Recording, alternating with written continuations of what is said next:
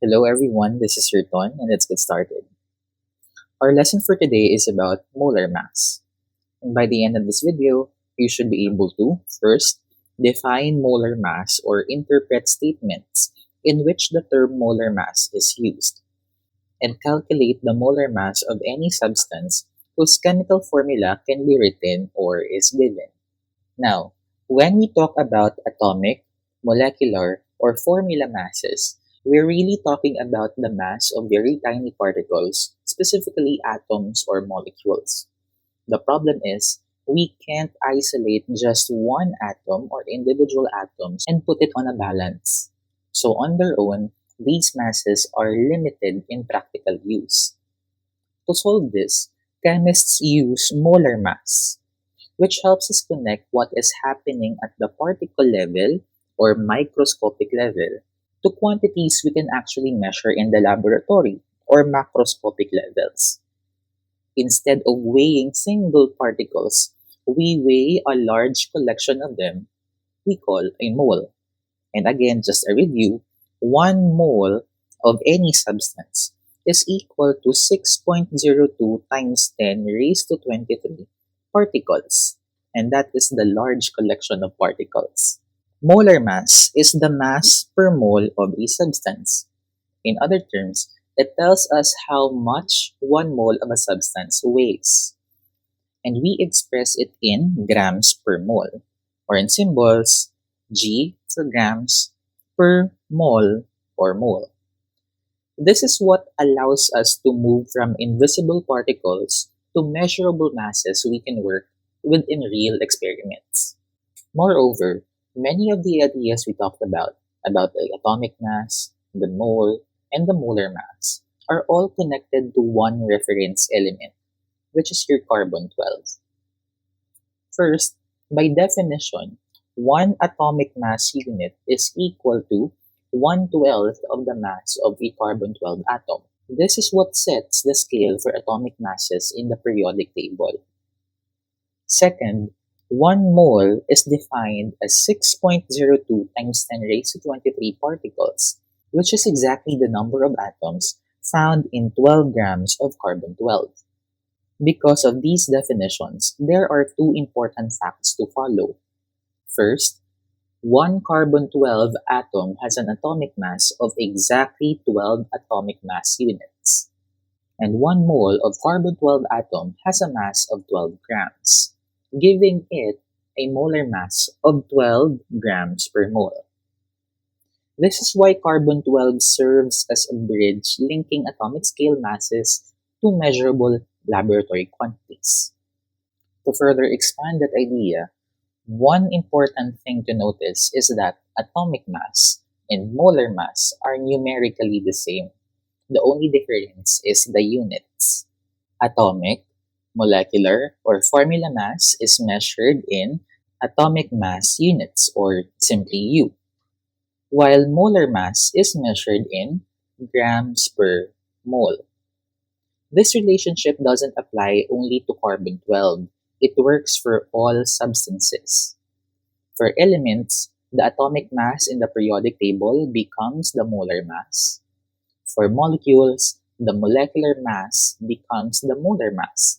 And for ionic compounds, the formula mass becomes the molar mass. Again, they are numerically the same. The only difference is just the units. So the rule is simple. Once you calculate the atomic, molecular, or formula mass, just change the unit from U to grams per mole. Then you already have the molar mass. This is what allows us to move easily from particles to measurable masses in the lab. In this figure, each sample shown contains exactly 1 mole of a substance. We have here 1 mole of nitrogen gas, we have here 1 mole of water. Even though the samples look different and have different masses, they all contain the same number of particles. Whether those particles are atoms, just like these elements, molecules, or formula units, just like these molecular or ionic compounds. What does change is the mass of each sample. The mass you see in grams is numerically equal to the molar mass of the substance. The atomic mass of iron is 55.85 atomic mass units, and its molar mass is 55.85 grams per mole. On the other hand, the formula mass of mercury 2 oxide is 216.6 atomic mass units, and its molar mass is 216.6 grams per mole. Moreover, 1 mole of a lighter substance has a molar mass, while 1 mole of a heavier substance has a larger mass. This highlights an important idea. A mole always represents the same number of particles, but the mass depends on what those particles are made of. That's why molar mass is so useful. It tells us how heavy 1 mole of any substance will be. Now let's try to answer some simple exercise. Calculate the molar mass of A, fluorine, and B, calcium fluoride. As we can see here, we're given with the name of our substances.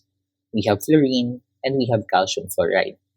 And to answer this exercise, we must first write the formulas of fluorine and calcium fluoride.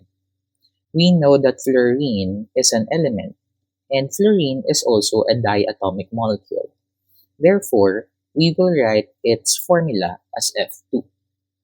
On the other hand, calcium fluoride is an ionic compound, and its chemical formula is written as CaF2. Now that we have the formulas of fluorine and calcium fluoride, the next step is to calculate for molar masses as if you were calculating for formula mass or atomic mass. But instead, we will use molar mass units, which is grams per mole. And again, remember, the molar mass of a compound in grams per mole is numerically equal to the formula mass in atomic mass units. And as we can see here in fluorine molecule, we know that there are 2 fluorine atoms. Therefore, we will solve it this way.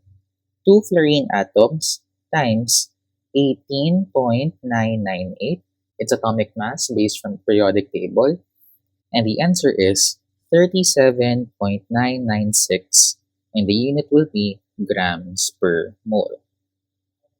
On the other hand, as we can see here in calcium fluoride, there is 1 calcium atom and 2 fluorine atoms. The first step is to calculate the atomic mass of each. The first step is to calculate the mass of each element in the chemical formula. So for calcium, we have 1 calcium atom with a mass of 40.078, and that is still equal to 40.078. For fluorine, on the other hand, we have 2 fluorine atoms multiplied by 18.998, which is equal to 37.996. The final step is to add the 2 atomic masses. 40.078 plus 37.996 is equal to 78.074 grams per mole. Therefore, the molar mass of fluorine is 37.996 grams per mole, and the molar mass of calcium fluoride is 78.074 grams per mole. Now, you can pause the video to answer our practice exercise. In summary, molar mass is mass divided by amount of the substance. Mass is typically expressed in grams, and the amount of substance is expressed in moles, yielding the most common units of molar mass, grams per mole. The molar mass of any substance in grams per mole is numerically equal to the atomic, molecular, or formula mass of that substance in atomic mass units. That's it for now, and see you on our next video.